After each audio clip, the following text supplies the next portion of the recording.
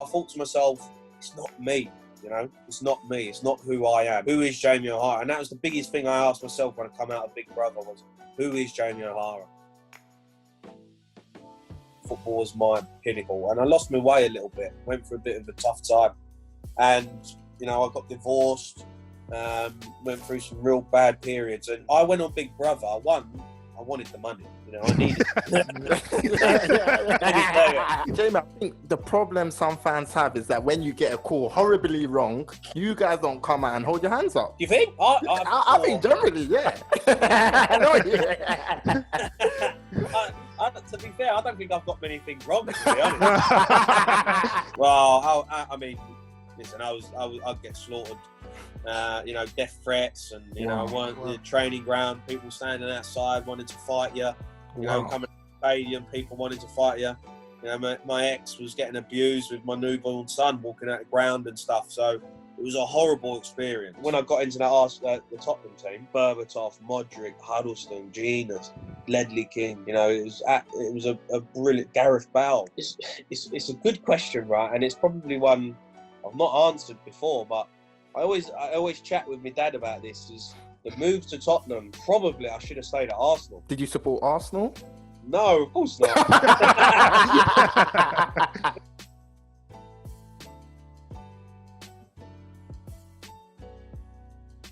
Hello, listeners, and welcome back to another episode of the Beautiful Game podcast. I'm with my main man, Dej. How are you, bro? I'm good though, you know, it's good to be getting top guests, and again today we're joined by someone, you know, that's very decorated in his footballing career, you know, a midfield maestro, so I'm looking forward to this one. So, as Des said, we are joined by a former Premier League player, used to play for Tottenham, Wolves, Portsmouth, and a number of other teams. He's also a Skysports pundit at the moment. We see him, you know, giving views on the debates. We welcome Jamie O'Hara to the platform. Welcome. Thank you, Jamie. Yeah, we're good. We're good. We're enjoying it, you know, doing the podcast. Obviously, it's difficult times, but what can you do? You have to try and keep occupied, and that's what we're doing. Yeah, you have to adapt, don't you? That's the biggest thing, where you have to adapt and come in, put yourself in different situations where you wouldn't normally put yourself in, and you know, just try and get through it. We're all trying to get through it and stay healthy and stay safe. That's the main thing. Definitely. So usually we start, you know, from the very beginning, but I think we're going to do something different today. How are you finding this period? Because we were talking off air and you were telling us that it's difficult. So just give us a bit more insight into how you're finding this current, you know, pandemic situation. Hard, really. I mean, the biggest thing for me I've struggled with is the mental side of it. You know, mentally it's been tough because I'm so used to being really busy at the moment. You know, like I've built up a sort of career in the media and football again, where before I wasn't doing much and I really struggled mentally. But now to come, you know, I'm working with Sky, working with Talksport, working with Billericay. So I was always out. I was always doing stuff. I was always busy. And now everything kind of just been put on hold a little bit, you know. Still doing bits and bobs, but season's been cancelled. You know, Sky have stopped sort of doing the debate show, and Talksport have gone down to one a week. So it's been really difficult period to sit at home, because I've never been someone that likes to just sit at home. I've always had a work ethic, always wanted to work hard, I've always wanted to be out of the house. So I've had to adapt, and there's been days where it's not been easy. Yeah, so on a day-to-day, like, what's your current schedule looking like? Is it rigid and routine, or is it a bit all over the place now? What now? Yeah. Let's just say I got out of bed at about 12:59. Okay, just 1 minute before this. No, I mean, I'll normally get up at 7 o'clock. I wake up early anyway. Spoke to the owners this morning at Billericay, trying to just set a couple of plans and stuff for when we come back pre-season, or, you know, when that's going to be. So we'll have a plan A and a plan B. Speaking to some players again now. Obviously, the manager, I've got to try and build a new team for the new season for whenever that may be. So, you know, I'll get up in the morning, do that. I've been trying to do a bit of training, but I pulled me back the other day. I went, Oh. yeah, there's one of them ones, you know, like the old school. Yeah, I've done me back. So I've not been able to do nothing for a couple of days with that, but I've been trying to train and tick over. And then, yeah, just trying to eat healthy, really. Nothing crazy. I've been indoors as much as possible.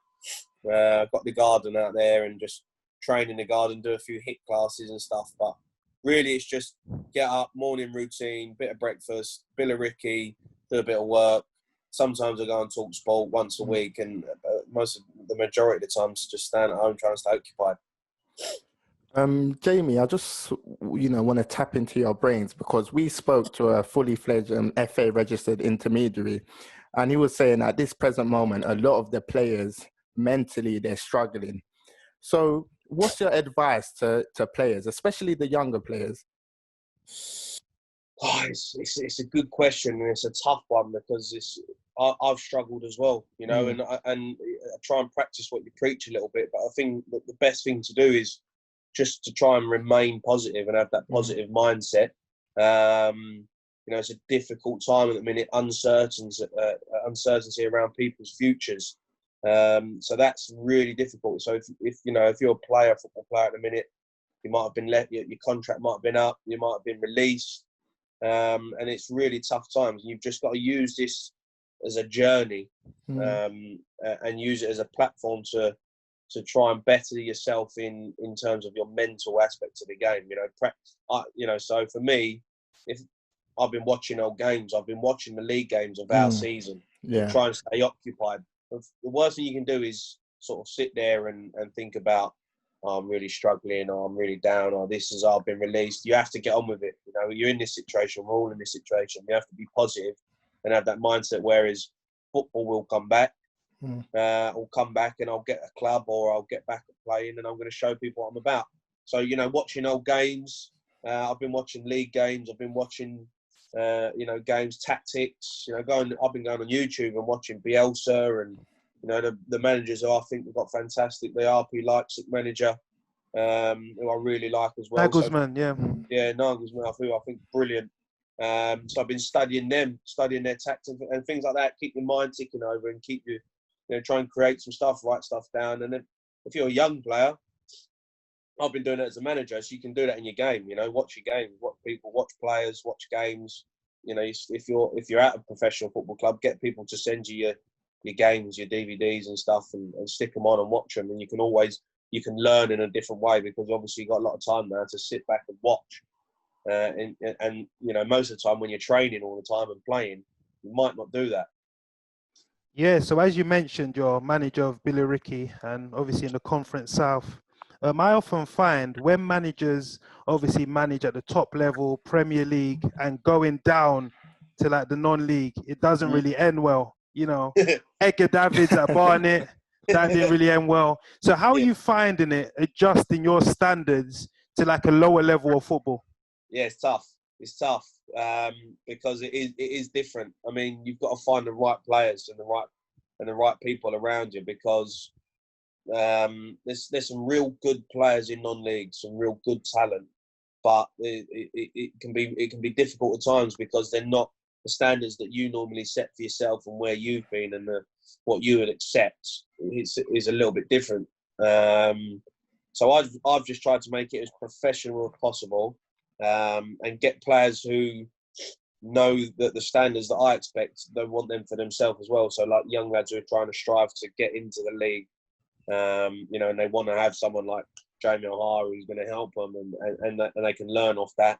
And then players who have played in the league, respect it, but have dropped down because of age, injury, whatever, but still understand that the standards that are set need to be as high as possible. But it's not easy, because you get players for Tuesday and Thursday evening for an hour and a half.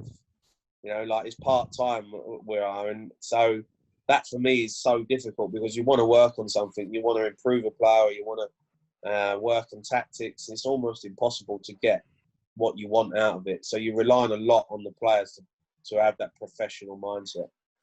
Yeah, so again, you're managing in the Conference South. Do you actually see a pathway out of that to like move up, the tiers? We've seen a lot of good young managers, Gavin Rose at Dulwich, Dean Brennan, who's at Wildston. Yeah, he's And done well. obviously, the Cowley brothers have obviously made that Yeah, progression into the Championship. So yeah. do you believe that if you do a good job at this level, the opportunities will present themselves further on down the line? Yeah, I mean, look, it's so hard to get a job in football. It's really difficult, and especially as a manager, there's only one. There's one job at each club, so it's not easy. So it was always something I wanted to do. It was always something I saw myself doing. I didn't expect it to happen so quick, to be honest. I was 33, still playing really, but the opportunity come up to become the manager. And the owner at Billericay said, he really liked what my mindset was and my philosophy of how I wanted to do things. And he said, yeah, I'll give you the job. And I looked at it and thought, it's going to be tough. It's not going to be easy, but it's a fantastic job to have. It's one of the most talked about clubs in non-league. Yeah. They're good, there's a lot of talk around Billericay. There's a good setup, great stadium. And to be 33 years of age and to be a manager at a top non-league club, for me, I thought, if I do well here and the experience, you never know. You could go up with Billericay. We want to get promoted. That's our aim. Get promoted, get into the National League. But it's fantastic for me to get the experience to, step up the leagues whenever that may be possible. Jamie, quick question from me. Do you almost feel like your punditry work goes hand in hand with the managerial role you're doing? Because I remember Jurgen Klopp famously done World Cup punditry for the German TV, and he almost came to prominence in Germany that, wow, this is the next top bright young German manager. So do you almost feel that you need to impress when you're being a pundit, and that can, make people realize that, wow, this guy actually knows what he's talking about as a manager? Yeah, 100%. I mean, being a pundit is, you get to talk a football and you get an opinion and people listen to it. There's a lot of great people out there with a lot of knowledge of the game, but don't get the opportunity to speak. And I've built up that opportunity to speak on Talksport and be a pundit and have that. And that's took time. That's not easy. It's hard to talk on TV. It's hard to talk on the radio. But you've also got to be prepared, and you've also got to know what you're talking about.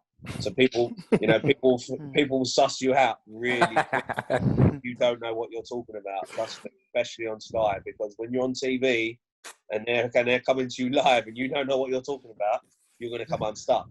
So so that's put me in a good, working with them put me on a really good sort of way to be able to speak and to prepare and always be ready for whatever comes your way, and that put me in a really good sort of frame of mind to be like, I can handle standing in front of people, in front of players, and talk football. And it's given me a bit of a bit more respect in terms of people think he's on TV, he's talking well, he knows his stuff, and that opens doors for you. Yeah, so just going back to Billericay, as you mentioned, it's one of the clubs that have a high profile in the non-league. The colourful character Glenn Tamplin, who we've seen him on social media, and he seems to be a good guy, to be honest. You hear about some of the good deeds he does, and obviously you made a few high-profile signings, Jermaine Pennant, other players as well that have come through the doors. Have you found when you're playing against opposition, they try and draw you in to like a rough game to try and unsettle you, or when you're playing in the league, is it fair game? When I first come to Billericay, when Glenn was there, and it was me, Pennant, Chesky, we had Foley, we had it was like a dream team. I mean, everyone just wanted to kick you. I mean, it was like a cup final. Every time you got the ball, everyone just wanted to smash you, because for them, it was an opportunity to play against ex-Premier League player who'd come now, and there's that big football club like Billericay non-league now, and they're like, well, hold on, I'm playing for St Albans and Tunbridge Angels, and I'm playing against Pennant, O'Hara, and Chesky. I'm going to smash these guys. I'm going to put these guys. So you had to overcome that a little bit, and it was tough. It wasn't easy.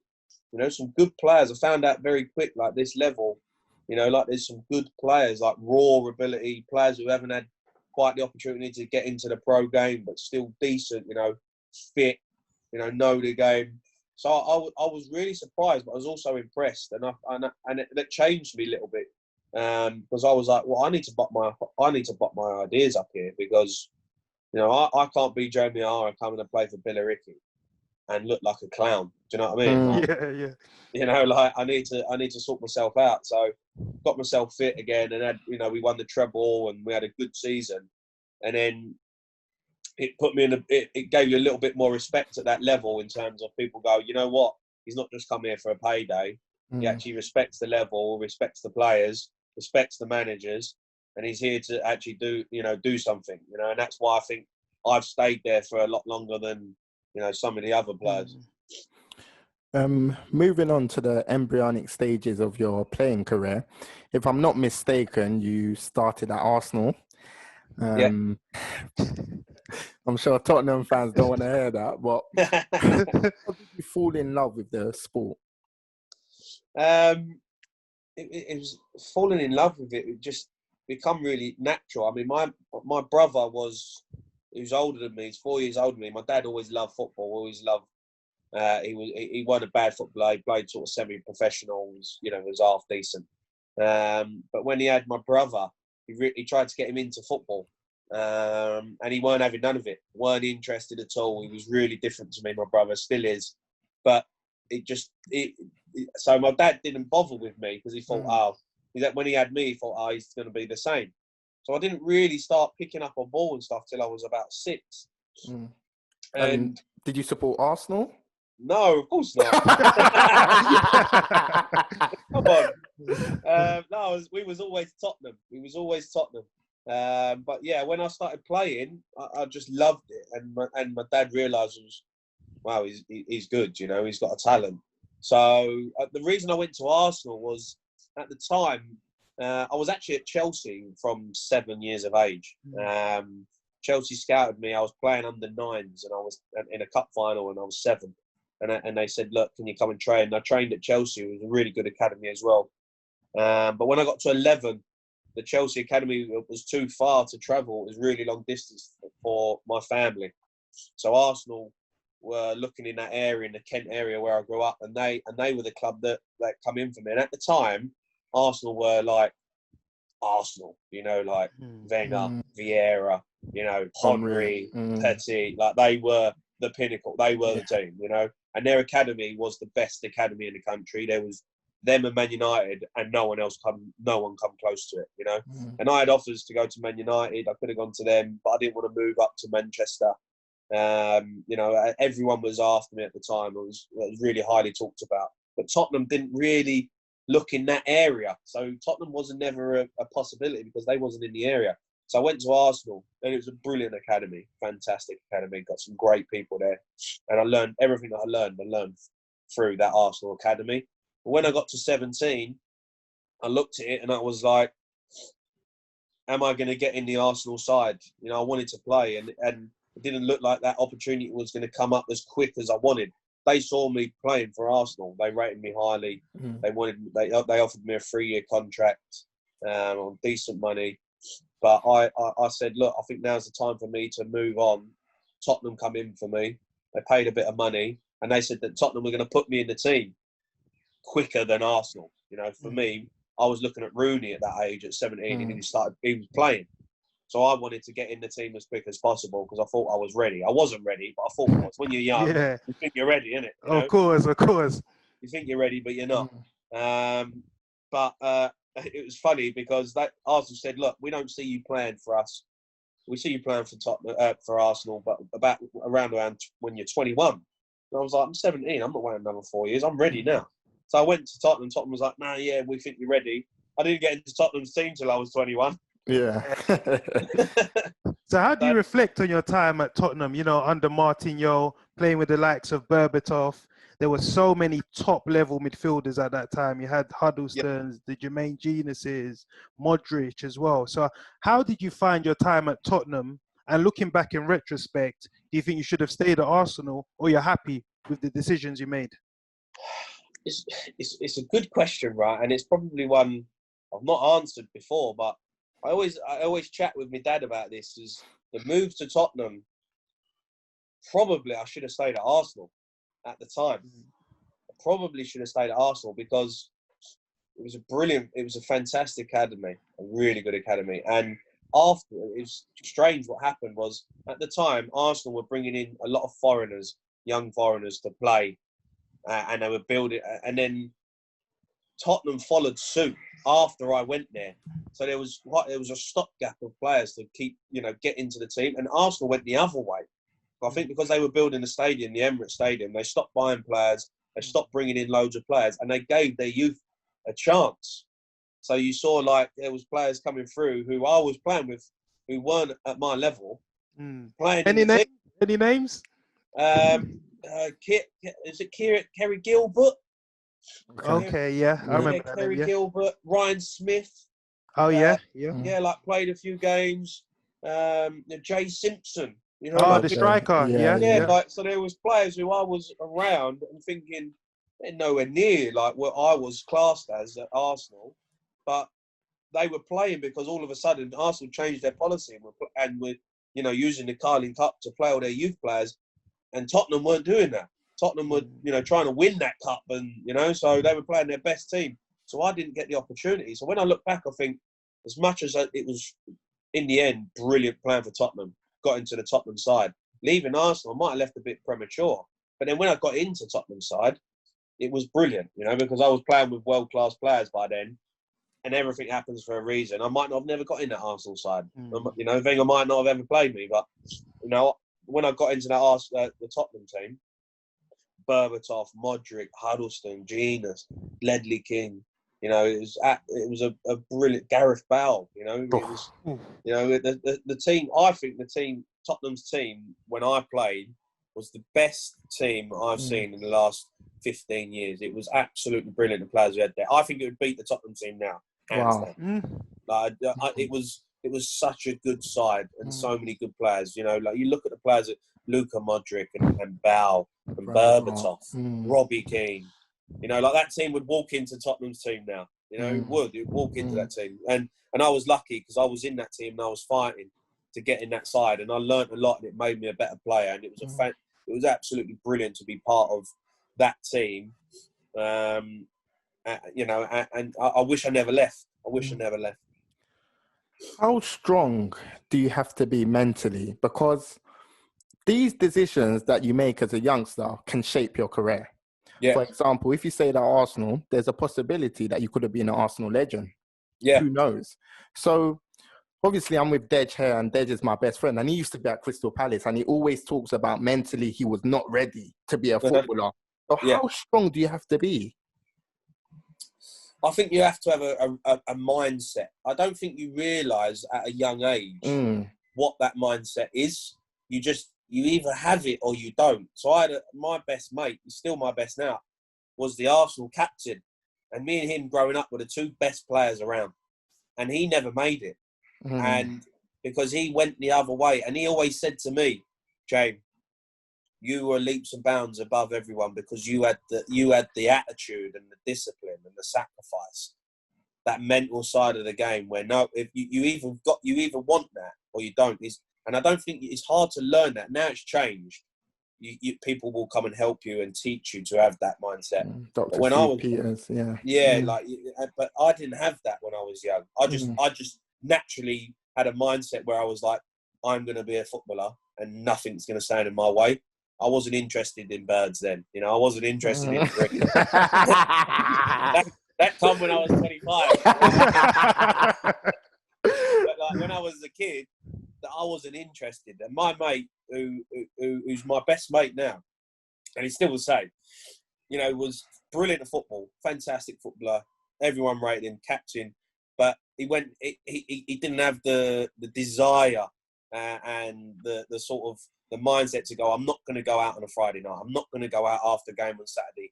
He wanted to go out and see birds. He wanted to be with his mates. You know what I mean? He wanted to go on holiday. He wanted to go to places like Iron Apple and all that. I never wanted that. I was never interested. My whole focus and my whole mindset was, I'm going to be a footballer and I'm going to get to the top. and I'm going to play in this first team. So that mindset is hard to have. You know, to stick to that and to have that all the time is difficult. And it's correct what you say about decisions shape career. You know, when I was at Crystal Palace, there was a young player called Johnny Bostock. You know, he made a decision.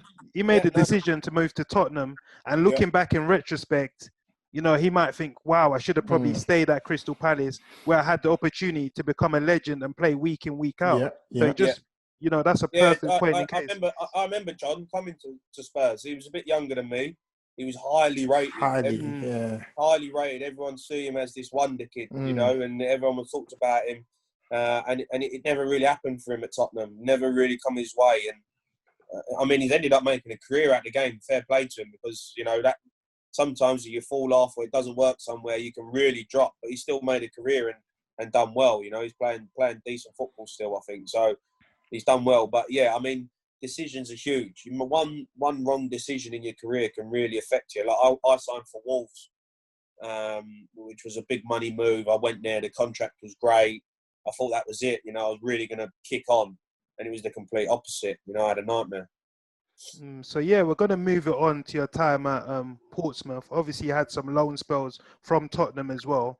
But at Portsmouth, I think it was the 09-010 season.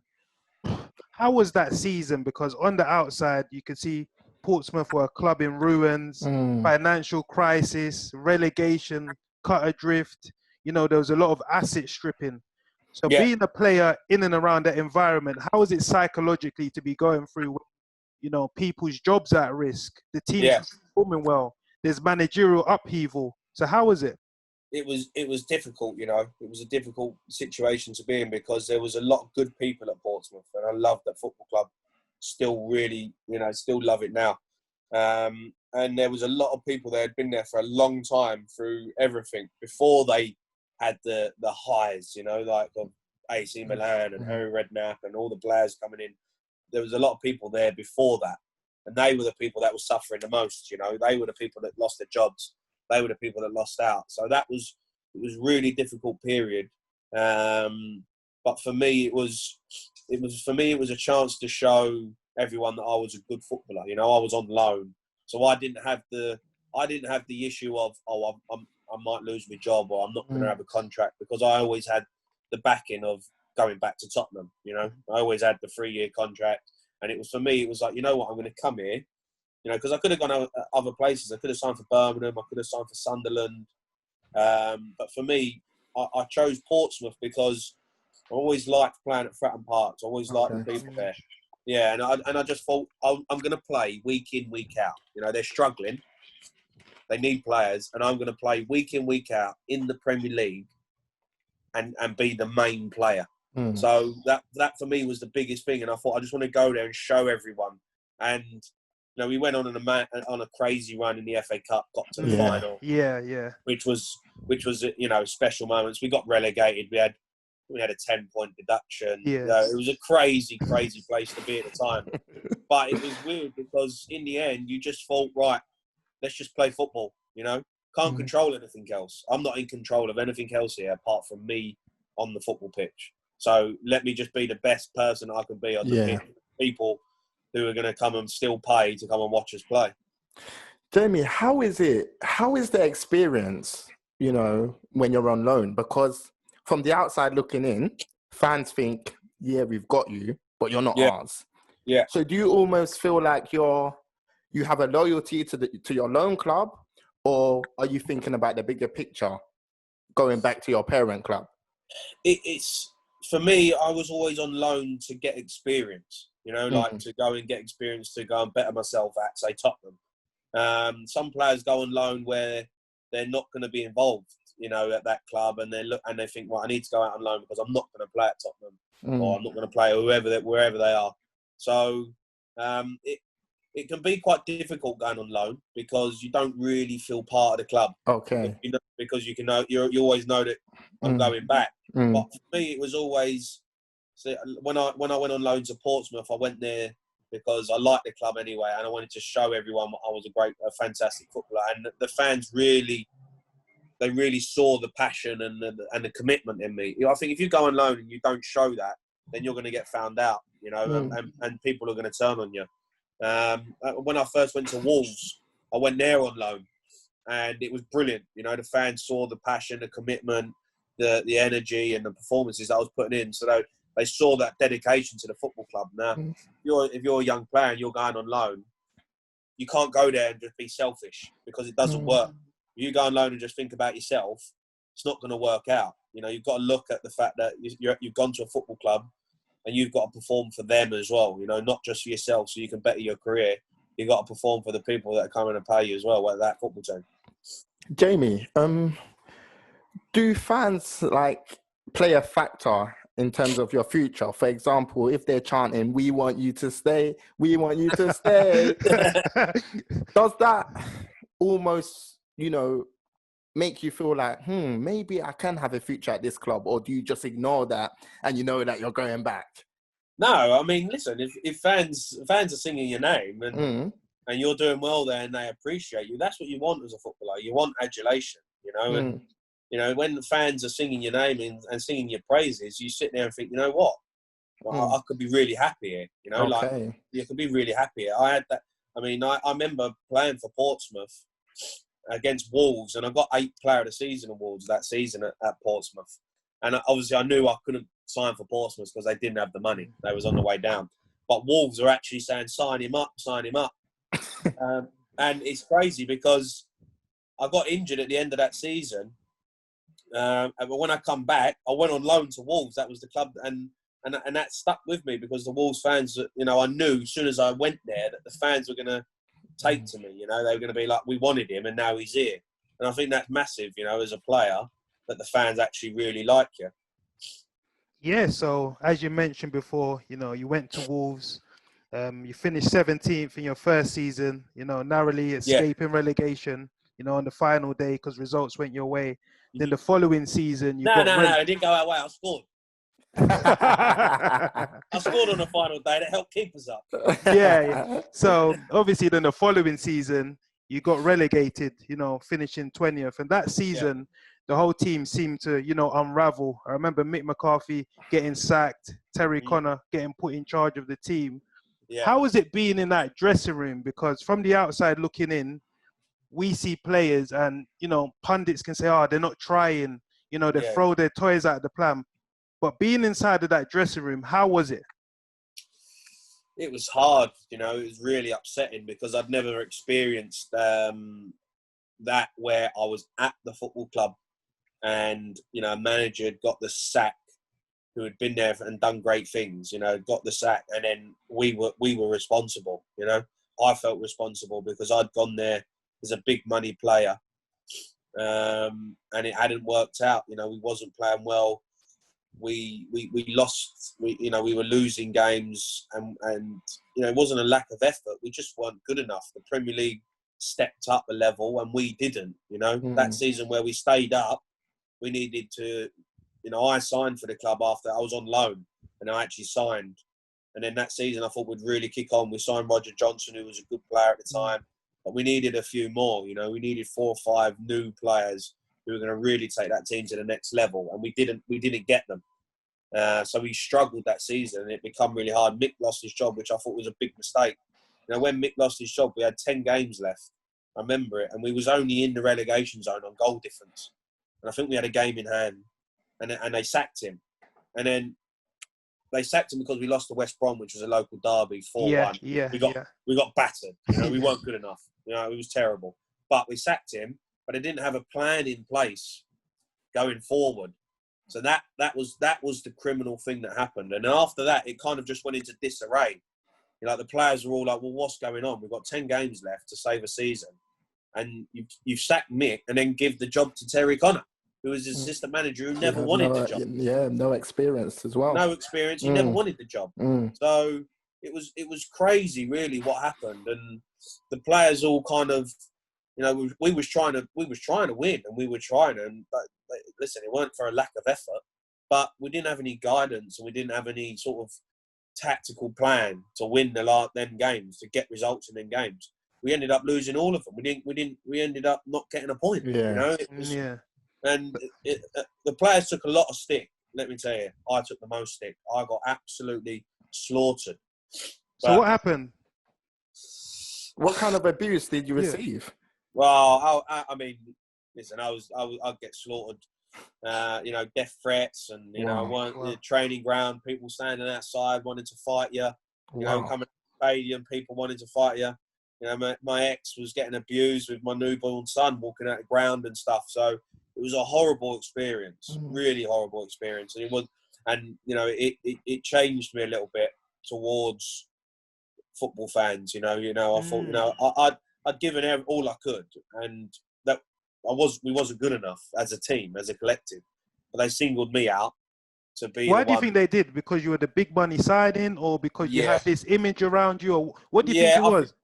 It was a bit of both. I think, I didn't help myself a little bit with the image that I had around me, which I never wanted.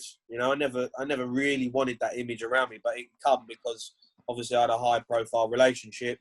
I was in the papers quite a bit with, and then I was the big money player. I was the big money player that come in and it hadn't worked out. So they targeted me saying, "Oh, you're not taking it serious," and blah, blah, blah. And I was, football was all I ever wanted to do. And all I ever wanted to do was walk out at Molyneux and play well, and it didn't happen. I picked up a few injuries and it just didn't happen. It didn't happen for me. And it was just a bad time. And I took a hell of a lot of abuse and a hell of a lot of flack when there was a lot of other players there who were nowhere near pulling their weight, as well. It wasn't just me.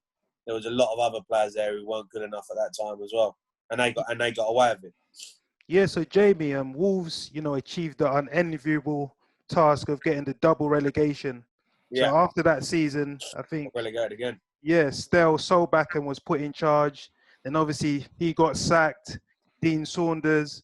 So again, dropping down a level, do you still think the players in the Premier League weren't good enough for the Championship, or then does it become about mentality that is running and seeping through the club?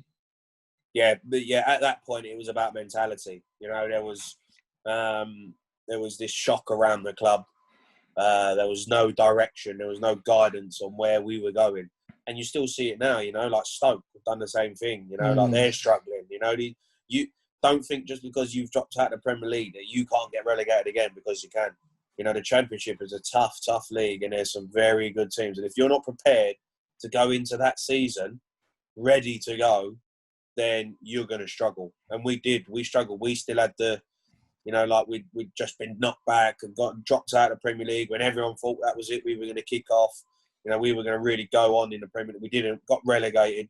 Still had the same squad of players, but didn't have the right guidance. Didn't have the right manager. Didn't have the right setup to be successful in the league. And we struggled again. We went down again, and it was. I got injured that season. I had a terrible groin injury. And I was out for pretty much that whole season. I come back around January when Dean Saunders got the job.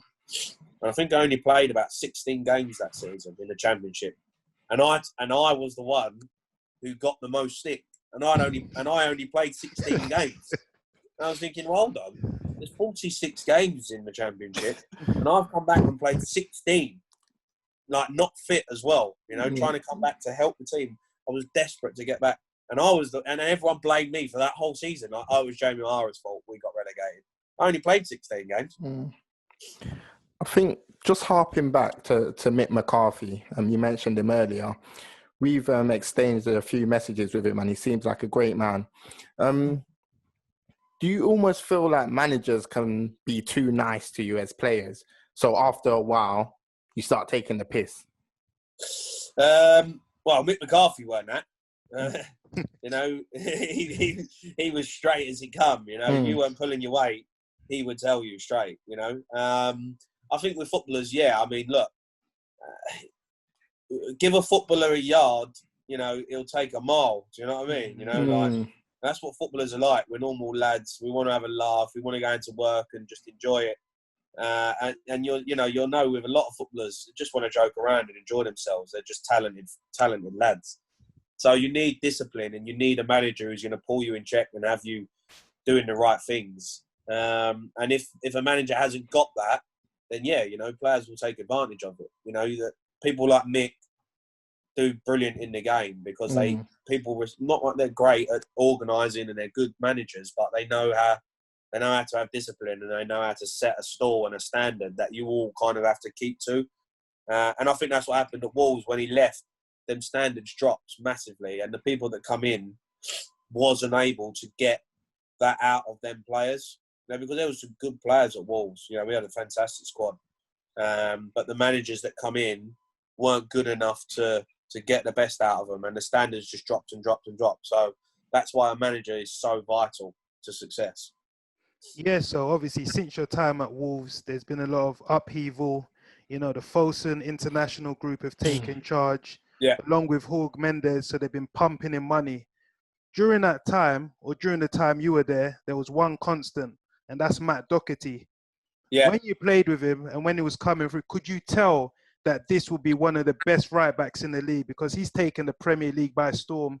Even for Republic of Ireland, you see him putting in match-winning performances, scoring goals. So how good is he, and how is he as an individual? It's funny because I'm good mates with Doc, and I always say to him, I spoke to him the other week, I never saw how good he was going to be. He was just this fat little chunky kid.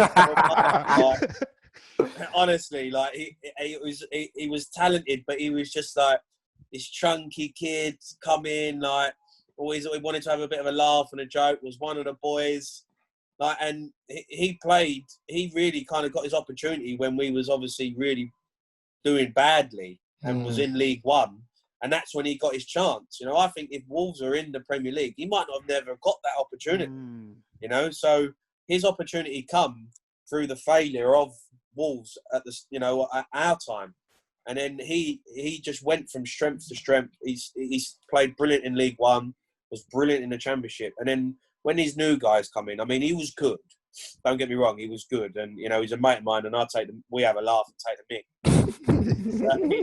Like he was good, but I didn't think he was that good, you know. And then now I speak to him like wow, you know, like he is for me one of the best right backs in the league, you know, by my, and I think someone like Tottenham should be trying to snap this guy up, you know, and they should be trying to go for someone like him because he's a top footballer now, and he's done so well. He's just still the normal guy though. Still, like when you chat to him, you still feel like he's that normal fat kid who just wants to have a laugh and comes in and has a joke. He's still that guy.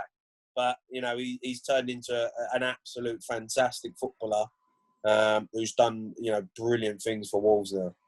What? So, Jamie, are you saying you will have him ahead of the Ivory Coast fullback Serge Aurier at Tottenham? Oh, yeah. Yeah. Wow. I think losing Tottenham lost to Trippier, I thought was a good right back. You know, and he had a bad season, but I thought it was a good right back. For me, Matt Doherty walks into Tottenham's team.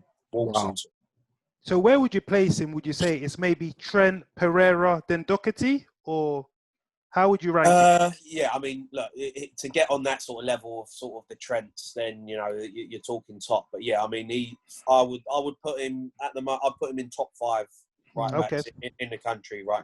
You know, in the country. For me, when you think of right backs and you think of, you know, when you think of an attacking right back right now, the first instant you think Trent, and then you're thinking, you know, Doherty, you know, and then Wan-Bissaka.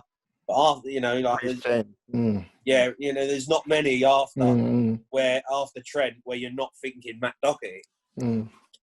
Yeah, so obviously I want to quickly go through your time at Fulham. You had a season there, I believe, where you finished 20th. There was a few good players during your time there. Obviously, there was Ross McCormack, who formed a great partnership with Moussa Dembele. Yeah. This is a player that we've seen move to Celtic on a free, and he's now got his move to Olympique Lyonnais, where he's banging in the goals. Yeah, he's good, yeah. And now he's being linked with, you know, top clubs like Manchester United, Chelsea, Tottenham. How good do you think he is? And do you think right now he could start for one of those superpower clubs? It's tough because I remember him when I played with him, and I think he's developed a lot since then. When I played with him, he was really raw. You know, like he was a goal scorer, he was a finisher. We had them two scored goals for fun. You know, you would always be in a game. But he'd also miss a lot of chances, Moose, you know, like a lot, where you're thinking, you know, he's not clinical enough, and that's why he's playing at this level. And then all of a sudden he's gone. He went to Celtic, absolutely smashed it there, and then he's gone on again. You're like, well, this guy's obviously developed that now to another level where he's a top player. But when I played with him at Fulham, he was still young. He was still raw, you know. So talking about him going to one of these big clubs now, then, well, yeah, I mean, why not? You know, if he was very sort of sure of himself. He was very confident in his ability. He knew where he wanted to go and what he wanted to do. And they actually, Fulham lost out on him, really, in terms of, they let his contract run down. I don't think he had it. He ended up, I think he left for nothing, you know, and there wasn't a lot of money. And that was a big mistake from them, really. But he was a good player. So how was he as a character as well? Like, was he down in tools because he wanted to leave, or was he still a positive influence in the dressing room? I wouldn't say he was a positive influence. He just did his own thing. He was one of them players, you know, he's one of them sort of, he was a foreign lad. He'd come in, knew what he wanted, had his own ability, knew where he wanted to be, performed on the pitch, scored goals, but that was it, really. You know, he didn't mix with the group. And I didn't mind that, because I was always like that, you know. But as a young lad, I was like that, so I didn't mind that at all. But as I've got older, I've realised that mixing with the team and having team spirit and all that is crucial. You know, it's a massive part of it as you get older. But he was a good lad. You know, he wasn't like someone you didn't like. I liked him. I thought he was a good lad, a good character. To go on and done what he's done, I was surprised how good he's been. You know, I was surprised, because he was raw at Fulham. But I think when he went to Celtic, he really changed as a player, because he went there, and Celtic are a massive football club, but it's an easier league to go and shine, you know. So he's gone there and shined, and realised that he could be, you know, a super player. Moving on, you know, to your current role as a pundit at Skysports, Talksport. You know, I've seen you multiple times on the debate, and I'm a Liverpool supporter, and sometimes you've been a bit critical of Liverpool, and I'm like, Jamie, what are you talking about? So how do you take criticism as a pundit? Do you accept it more than how it was when you were a footballer? How do you, you know, manage that dynamic? It's tough, you know, because I've been a footballer, and you know, now I've got to stand there, and I've got to be critical sometimes. And sometimes I think, you know, I don't want to criticise all the time, but as a pundit, that's your job. You know, you have to criticise, and you have to be honest. And I've had to change. You know, as a player, you're very political in your answers. You see footballers do interviews, you can guarantee they're all the same. You know, we had done well tonight, didn't quite weren't it. We'll go again. When you're a pundit, you can't sit on the fence. You know, if you sit on the fence, you become boring. So you have to be straight. You have to be prepared to say what you think, and you need to be prepared if it's going to go down like that with some fans, you're going to have to accept that. You know, you're going to have to take the stick. And, you know, I always say, and people always say to me, I've worked with some brilliant people, you know, at Talksport with Alan Brazil, Adrian Durham. Adrian Durham gets so much stick. Like, this guy gets so much stick every day. But he's so professional. He's so professional, and he backs whatever he says. And he says to me, James, if you just talk rubbish, then you're not going to be a good pundit, because you're just talking rubbish. But if you say something and you can back it with a detailed argument, then it's your opinion, and that's all it is. Being a pundit is just your opinion. You know, you don't have to be an expert. I'm not a data analysis of Liverpool and trying to, you know, do all their data. I'm just a pundit who has an opinion, and if I can back that opinion up, then it matters. Yeah, but sometimes Jamie, I I'm think right, sometimes I'm wrong. Yeah, but Jamie, I think the problem some fans have is that when you get a call horribly wrong, you guys don't come out and hold your hands up. Do you think? I think generally, yeah. To be fair, I don't think I've got many things wrong, to be honest. That's smug, Jamie. That's smug. Yeah, so Jamie, what I wanted to ask is, previously there was like some media perception about you. You had this sort of image But within the last 12 to 18 months, when I see Jamie O'Hara, I think football man, manager, pundit. Before it was, you know, showbiz, idiot. You know, drama, Celebrity idiot. Big Brother. But So how hard have you gone about reshaping your image? And what advice would you also give to players that are negatively stereotyped in the media of how to like just change your whole image and perception? Yeah, it's a great question. For me, it was tough. It took time. You know, I'd done Big Brother, and listen, I was going through a strange time in that period, and I'd always had this kind of stigma around me of, you know, he's not serious, he doesn't love the game, and he's a celebrity, all that rubbish. And that was never me. You know, I always loved football. Football was my pinnacle. And I lost my way a little bit, went through a bit of a tough time. And, you know, I got divorced, went through some real bad periods. And I went on Big Brother. One, I wanted the money. You know, I needed it. Let me tell you, it was like having a 3-year contract, that money. Wow. There was, you know, it was serious money. And I was at the point where I needed that money. You know, I was at a point in my life, I didn't have a football club. I wasn't at a contract. I wasn't earning any money, and I couldn't just continue to not do something. So I thought, the money was great. They offered me an awful lot of money to do it. And I thought, you know what, it's a chance for me to show another side of me, people's, you know, a real side of me. 100%. You know, like to see where I'm coming. Like, I'm a normal guy. I'm not this flash, arrogant person that people might think I am. Like, I'm genuinely not. You know, I come from nothing. I lost my mum. I've come from a normal background, you know, and I've done well and built up. Yeah, I've done nice things. I've owned nice cars. I've had nice houses. I've gone to nice places, but I'm still just a normal person, a normal guy. So I wanted to show that, and that come across great. And that was the first stepping stone of changing people's perceptions of me, was that show. And I thank them for that, because I come across well in it. You did. But when I come out, I realised I wanted to be back in football. You know, I thought to myself, this is great. I'm getting offered all these shows, you know, celebs go dating, you know, dancing on ice, you know, like to do all these, and the money was good.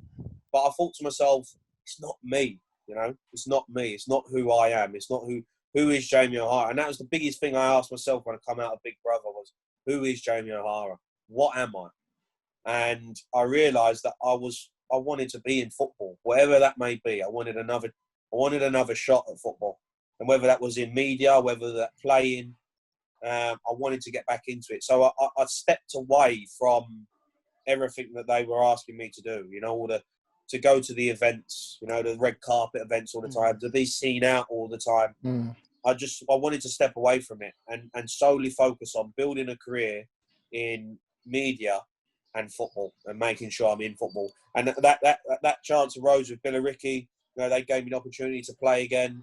Talksport started using me. And do you think going on Big Brother sort of blacklisted you from professional football clubs? Do you think that was a black mark against your name? Yeah, that was it. After that, yeah, I knew after that, doing Celebrity Big Brother, I knew I wasn't going to go back professional again at that time to be a player, you know, because I think straight away, I mean, there might have been some opportunities if I really, but I wasn't fit enough. And two, I'd lost at that time of that sole moment of when I was on Big Brother. I wasn't in love with the game. Because I'd lost. There was too many politics and too many things that had happened where I thought, you know what, I'd had enough. I wanted to get away from football, and I needed to reset myself. And you know that, and now I look back, I think, you know what, it was the right thing to do, because I did. I reset myself, and I realised how much I loved football and how much I needed football in my life. Yeah. And when I reset myself, I actually come back and realised, I might not play professional football, but I want to be in football. Yeah. Jamie, during these challenging hardships, how important was your support network at that time? At the time, now or then? Back then, during that period of, you know, mental turmoil, as you said. Yeah, it was tough. I mean, there was times when I really had to dig deep, really, and it was having family, having real friends, like real friends, man. Yeah. We all know that. We're grown up. Like real friends are not easy to have, and they're not easy to find. I've got probably 4 real friends, you know, who I can rely on with my life. And you know, my missus, who I've met now, I've been on and off with her for 5 years, but we've been together solid now, you know. And she helped me through a lot. You know, she stuck by me when I was down. She stuck by me, and I think when you got people who are willing to stick by you and see the potential in you, and the friends and that who are always going to be by your side and help you through their moments, that's when, you know, you start to build up again and you start to find a journey.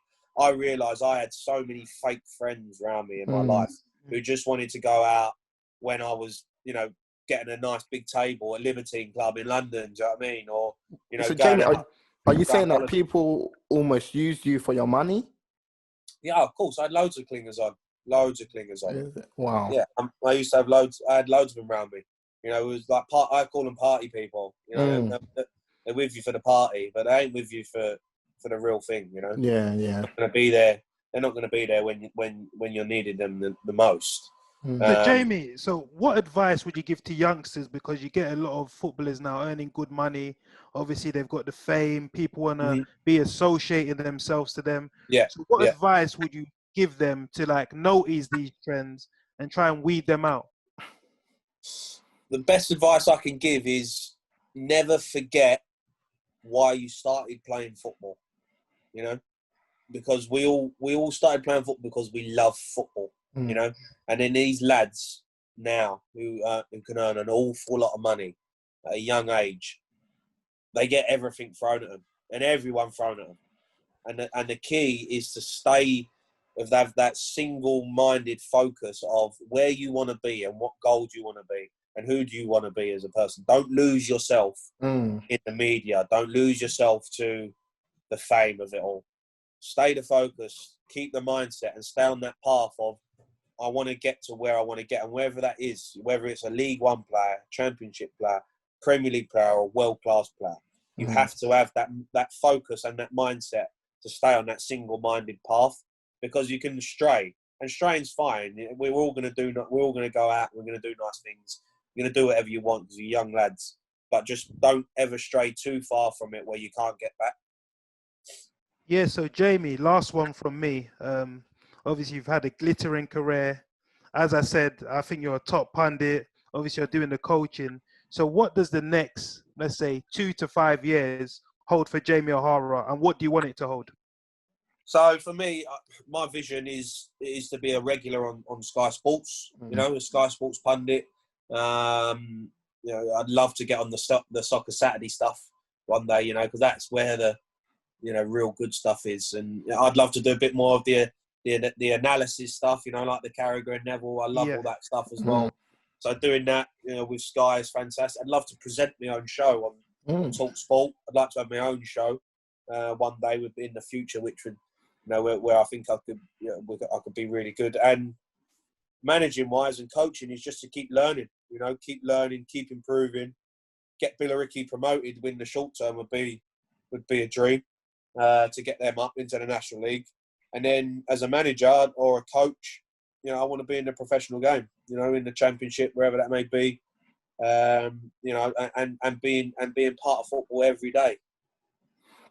Jamie, it's been an absolute pleasure. Thank you for coming onto the platform and speaking so openly about your future prospects and your career. So we're going to leave it there, gents and ladies. This episode is going to be on YouTube. To see a full array of our content, please check our Apple and Spotify's. We're the Beautiful Game Podcast. The Twitter is at @pod_TBG. Instagram is pod_TBG. Subscribe to the YouTube channel. And if you want to get involved in the debate, use the hashtag TBGPod. Once again, Jamie, massive shout out to you. Thanks, Jamie, man. Thank you for coming on and supporting. Thank you. And we're going to leave it there. Over and out.